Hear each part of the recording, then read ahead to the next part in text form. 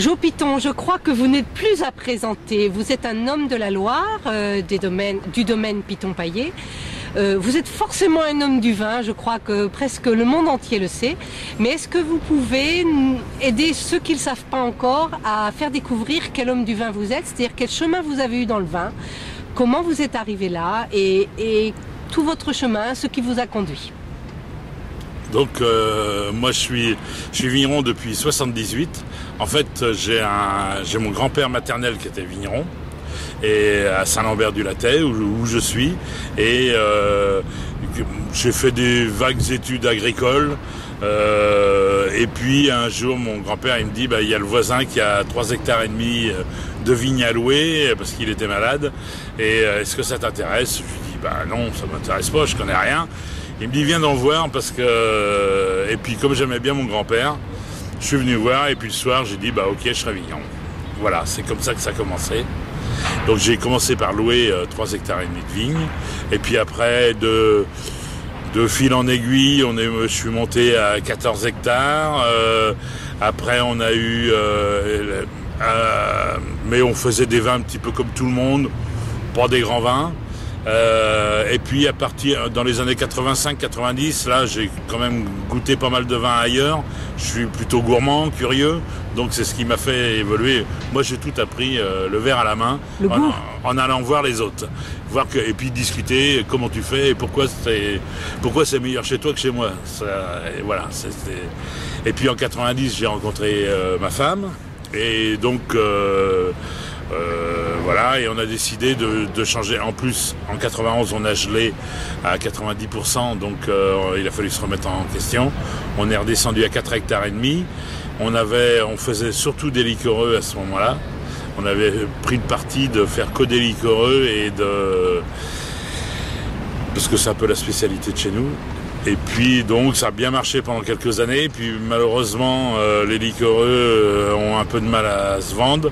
On faisait aussi en parallèle un petit peu de blanc sec.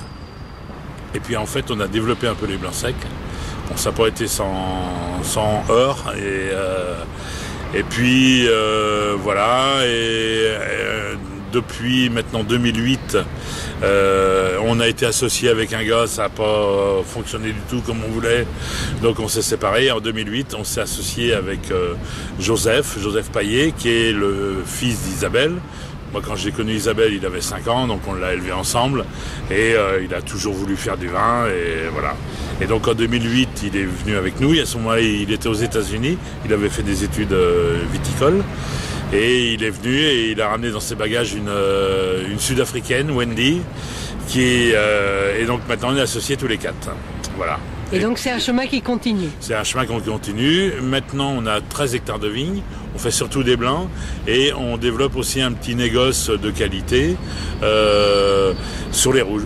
Principalement sur les rouges. Avec de l'achat de raisin, surtout sur des appellations comme Chinon, Bourgueil, Saumur-Champigny. Voilà, et puis donc on vinifie tout en barrique. On travaille en bio depuis maintenant 20 ans. Voilà, et puis on fait des vins. On est très, très basé sur le terroir. Maintenant on fait 5 ou 6 secs différents sur 5 ou 6 terroirs différents.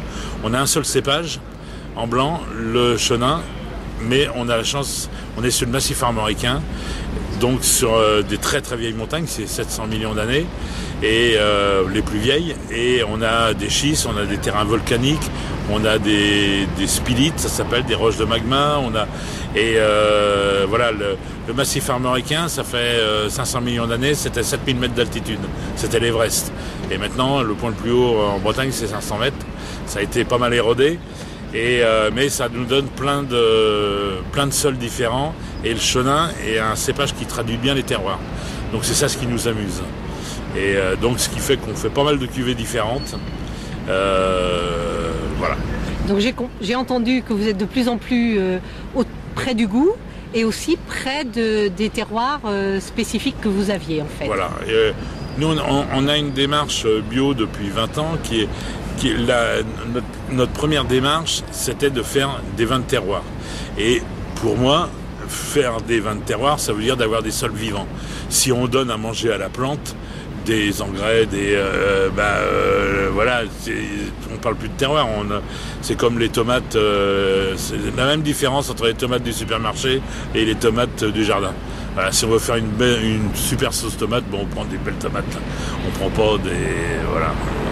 Et la même chose pour les grands vins. Et pour les grands vins, c'est exactement pareil. Donc voilà.